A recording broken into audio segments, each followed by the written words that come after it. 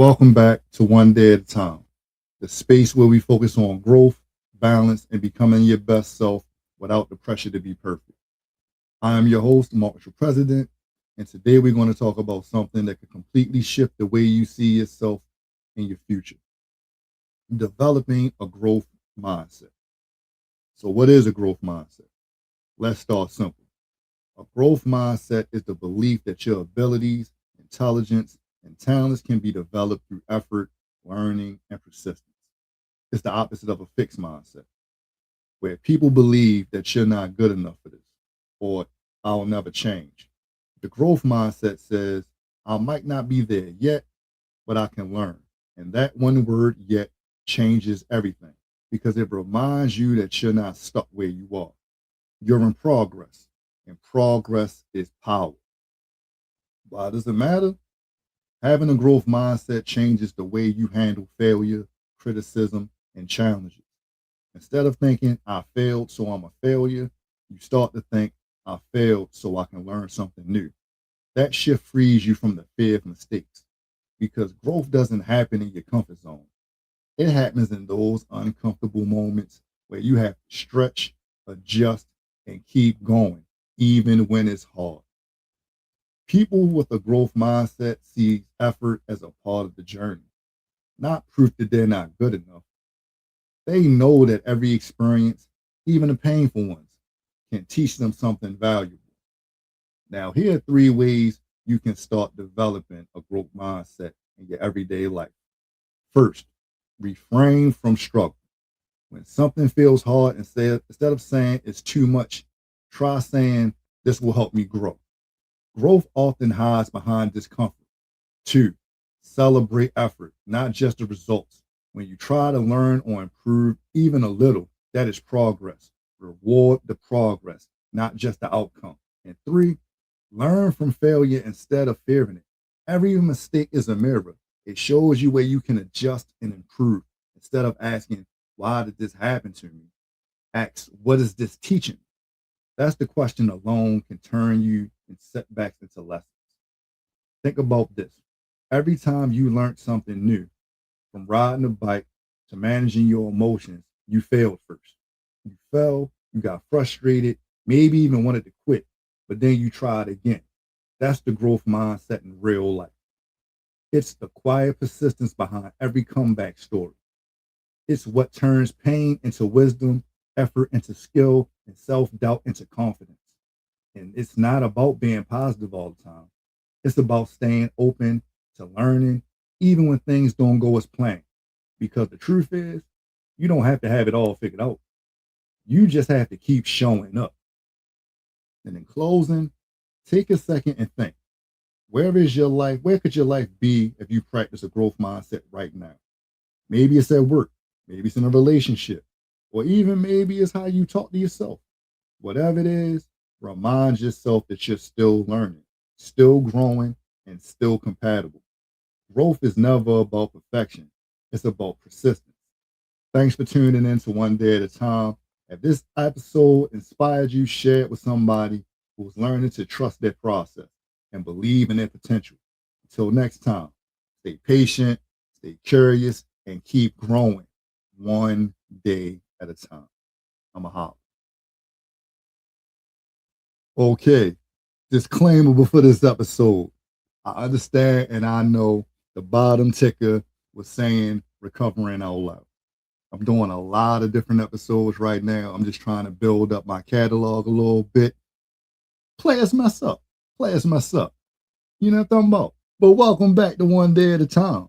The podcast will be slow down, breathe, and focus on growth, balance, and becoming your best self without feeling overwhelmed.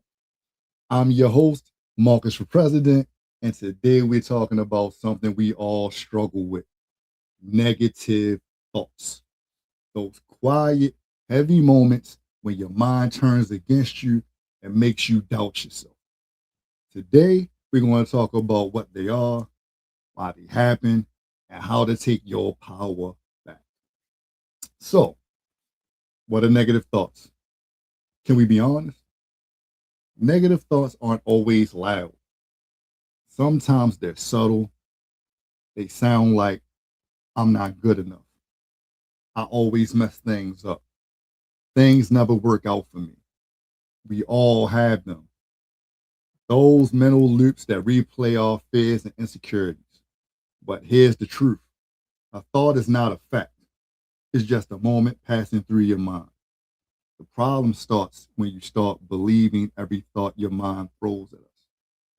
Negative thinking doesn't define you. It's just a signal that something inside you needs attention or healing. Why do we have them? Our brains are wired for protection.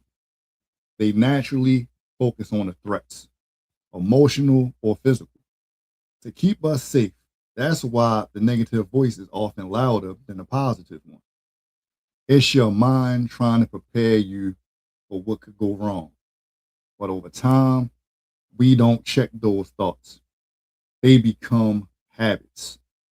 And those habits shape how you see yourself in the world. So instead of being guided by fear or guilt, the goal is to become aware, to recognize the pattern before it takes over. Awareness is the first step towards freedom. So, how do you deal with these negative thoughts? You know me, I got 3 ways to handle those thoughts when they show up. First, notice without judgment. When a negative thought appears, don't fight it, just notice it. Say to yourself, I'm having a negative thought right now. That awareness creates distance. You become an observer, not a victim. Second, challenge the story. Ask, is this true? Most of the time, negative thoughts are exaggerations, not facts. Replace. I'll never get better at this with, I'm learning at this time. And third, reframe your focus. Shift from what's wrong to what's within your control. You may not stop every negative thought, but you can decide how much energy you give it. Remember, you don't have to silence your thoughts. You just have to learn how to talk back to them with truth. Now, the power of self compassion. One of the most powerful ways to fight negativity is with compassion, especially towards yourself.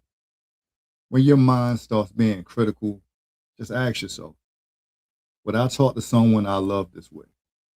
If your answer is no, then you deserve the same kindness. Be patient with yourself. Healing your thought patterns takes time, and that's okay because awareness plus consistency equals change. Every time you challenge a negative thought, you're teaching your brain a new habit: peace over panic, grace over guilt. And in closing, take a deep breath. You're not your thoughts, you're the person hearing them, and that means you have control. When negativity shows up, never run from it. Acknowledge it, breathe through it, and remind yourself that it doesn't define you. Thanks for tuning in to One Day at a Time. If this episode spoke to you, share it with somebody who might need a reminder that they can rewrite their own inner story. Until the next time, protect your peace, guard your mind, and keep taking things one day at a time.